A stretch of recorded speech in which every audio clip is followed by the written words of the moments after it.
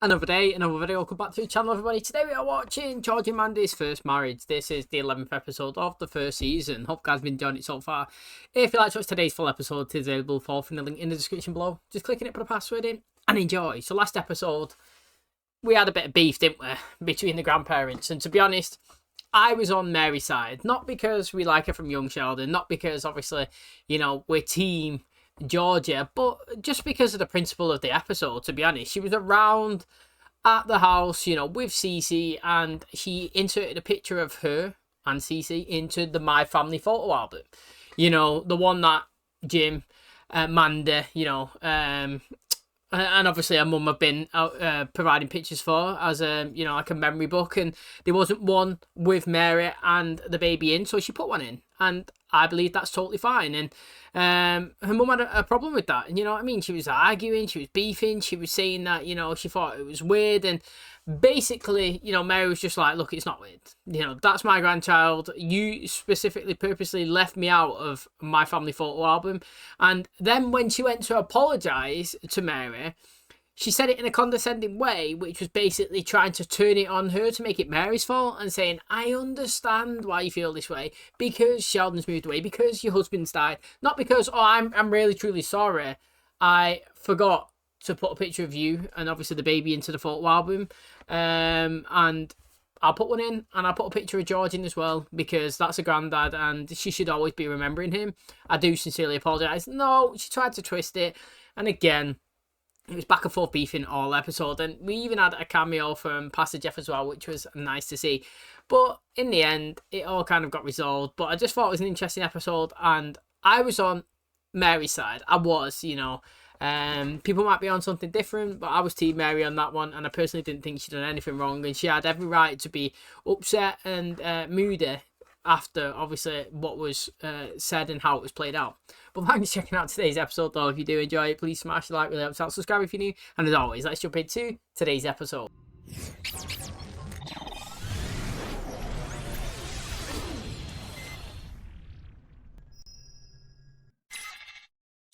Just saying, we could be the first one selling them. Georgie, I don't want to hear about Korean tires no more. Texans like American tires. Michelin is French. It's a family business. Why don't we take a vote? How about that OJ trial? Crazy, right? Yeah, actually, it was crazy, Georgie, though. I've made my decision. I really thought that glove was gonna fit. But it didn't. If he'd just get out of my way, I could make him money. Be patient. He'll come around. But when I set a goal, that's all I can think about. Really? That's all you can think about right now? You know, it turns me on when you're all fired up like this. Well, thank your dad. Georgie. Sorry. It makes me crazy sometimes. I've been doing this for 35 years. Yes, you have. I got relationships with vendors. You don't just throw that away for something new. Needs to respect that. Sure does. Regardless of whether you're right or wrong. Yeah, hold up. Good night. There you go. The thing is, Georgie's right, though. Like, you've got to expand with the times. Just because you've got relationships and business, you know, deals, it doesn't mean that you can't expand and bring new stuff into the store. So, for example, yeah, if your store sold fizzy drinks, right, for example, Coca-Cola, people may also like a Dr. Pepper, a Mountain Dew. You know, people might want a Fanta Orange. You know what I'm saying? Like, you got to expand. Just because something's good and working doesn't mean you shouldn't always be chasing the next step. The thing is, if you don't always strive to succeed, then you're going to be left behind. Like, you could have a perfectly good business that is going well, and you're there, you're rocking and you're rolling. But if you don't carry on, yeah, you're going to get overtaken. Look at Zoom, for example.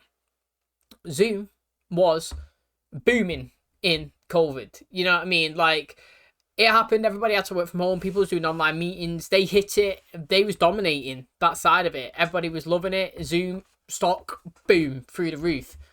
However, look now into 2025, and when was the last time you done a Zoom meeting? Because mine's always on Microsoft Teams. You know what I'm saying? Like, they expanded. Microsoft Teams got better than Zoom. They took what was successful and they made it better, and that's what it is. And yeah, just because you've got ties in your store, you can have Goodyear and Michelin. Yeah, what about the next one? You know, like, who's the up and coming one, the cheaper one? Sometimes people don't care about brands. People care about what they can afford. So just because A, B, and C can get $100 tire, what about D? they may only be able to afford a $50 tie. They don't care about the brand. They care about what they can get. And like Georgie was saying, if it's cheaper to buy, to bring in, and they can sell it, then, you know, it's worth looking at. Georgie, what the hell? Before you get mad, Too late. I got them on consignment. It didn't cost us a penny. I don't care. I told you not to do it. You're not listening. There's no risk. Just hear me out. No. You deliberately went behind my back and placed an order. But like I was saying, I said no. You know, you are this close from being fired. fine. You don't want me here? There's a lot of stores that would welcome my input. Adios, amigo. Is it me or is it a little tense in here? Other news, Cece got a new tooth today. Oh, which one? One of the side ones. Oh, I think those are molars. Georgie, I know you meant well, but you did kind of step over the line. Just apologize and Jim will take you back. Don't speak for me. Family, you know you're gonna have to make up eventually. Don't be so sure. I got a sister I ain't talked to in 12 years. You okay? Sweetie, you know I love and support you, but what the hell are you doing? Stay where I'm not wanted. What are you talking about? My mom didn't want you here, and yet here you are. Before you know it, we'll be in a giant house of our own. Right, the one with the pool shaped like a tire. Exactly. Been working for Jim McAllister. Yes, sir. How is that big bald bastard? He's really not a bad guy. Less than a year, I increased sales by 18%. I poached her tow truck business. That was your doing? Yes, sir. I don't know if I should shake your hand or kick you in the ass. Not every idea is going to be a success, but what it is he's always looking for the next step, the successful thing, and he's already hit one, and it's going, well, why not expand and listen to him? I don't get why he's so stubborn to take part in, obviously, this new idea. How'd you wind up there in the first place? I married his daughter. Whoa, wait. You're Jim McAllister's son-in-law? Yes, sir. And you want to come work for me? Damn, does that make me happy. I used to date Audrey. You dated Mrs. McAllister? She was Audrey Hicks back in high school. Oh, boy, let me tell you, she was fun. Please don't make it 2 syllables. You come by in the morning, we'll talk money. We can talk right now. I don't want a salary. I just want a commission on everything that I sell. Woo, you got some swagger. Thank That you. is good, that, innit? You That, said why hi would you to not little hire him? Oh, I don't have that much swagger. Working at Fagenbacher's. Oh, nice. Dad's competition. In more ways than one. He used to date your mother. No. Where is it? Sports. Oh, we don't even have yearbooks in the UK, but that'll be a sick idea. There she is. And there he is. Audrey Hicks and Frederick Fagenbacher. Cutest couple. These last few months with you have been everything I ever dream of. That means they were doing it. How do you know? That's all teenage boys dream of. You see, like, them yearbooks are actually a great idea. I only got one something like that when I was at the final year of school, and it was just a picture of everybody. Well, I mean, it's technically a yearbook, but it wasn't. It was just one bit of cardboard or a plaque. It had your face on it. It was so small like this, and it just had everybody's name kind of listed in a row. Where I used to do these every year. I feel like they're great ideas, to be honest, because you can go back and see, like, who was your friends, or what your quote was, or, like, how you progressed through the years, you know. But George, he wanted a job, no salary, just commission. That's what you call backing yourself. You know what I mean? How can a company refuse? You go there and work 7 days a week, yeah, and get no sales, you get no salary. There's no, do you know what I mean? Like, to them, there's literally no cost. It's just a complete win. You make me money, you get money. You don't make me money, you get no money. Come work for me all day, every day. I'm not bothered. Have to wear that in the house? I'm going to work. Yeah, well, can't you change in the car? This is my uniform. Your dad's gonna find out sooner or later. Wait here. Where are you going? I want to make sure no one has a weapon. My husband has found a new job. Good for him.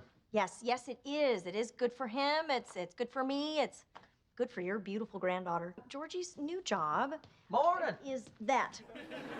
What can I say? He knows talent when he sees it. Freddie gave you a job? Please don't say Freddie and job in the same sentence. Oh boy, tension's back. Started on the caddy. Yeah, before that, how about we talk about my race? What makes you think you're getting a raise? Look around. I'm all you got. Don't take too long. I hear Fagenbacher's hiring. Why would you even Whistling, try? Bo? Sure would be a shame if we had to move out. This thing with Dad and Georgie, we cannot keep on like this. He's in a hurry to make a lot of money. Dad's got to give him a chance. Well, how can he give him a chance if he's working for Freddie? Well, if he fires Georgie, maybe we can put an end to this craziness. Oh, why would he listen to me? I don't know, maybe because you're his little hickey. How do you know about that? Yeah, well, apparently you made quite an impression. Don't make it sound dirty. So you weren't sleeping with him? It doesn't matter. You're smiling again. Oh, it was awful. Audrey Hicks, It's McAllister, and you know it's been that way for quite a while. you are still as beautiful as you were in high school. I reckon you hear about your son-in-law. You know you hired him just to upset Jim. Did it work? Yes. That big head of his turn all red? Well, I bet it turned all red, huh? Suzanne left me. I'm sorry to hear that. No, it's a good thing. I got my own little house out by the lake. Nothing's changed. You mean I'm still a handsome devil that you can't keep your hands off of? I never could say no to that face. Mrs. McAllister, what are you doing Oh, here? Georgie, hi. I'm just bye. On there. Well, she just came by to see what she was missing all these years. The mother-in-law you're talking about. Yeah, well, long before she was your mother-in-law, she used to suck on my neck like a vampire. Did you quit?